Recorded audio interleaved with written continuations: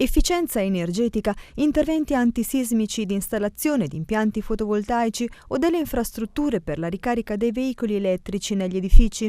Sono solo alcuni degli interventi relativi al superbonus, un'agevolazione prevista dal decreto rilancio che eleva al 110% l'aliquota di detrazione delle spese sostenute dal 1 luglio 2020 al 30 giugno 2022.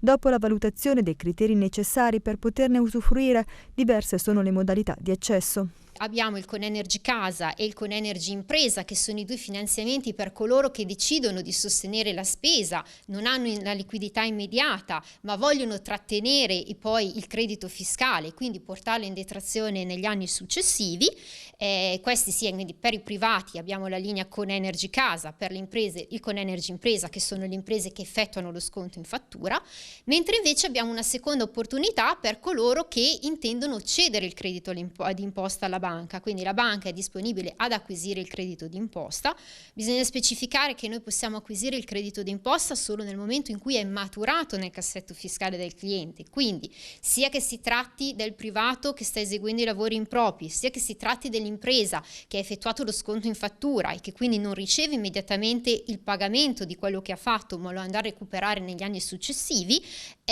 dobbiamo attendere che il credito maturi nel cassetto. Quindi questo significa che se il cliente ha la liquidità necessaria potrà semplicemente cederci il credito d'imposta. Se invece necessita di un finanziamento, siamo disponibili a fare un finanziamento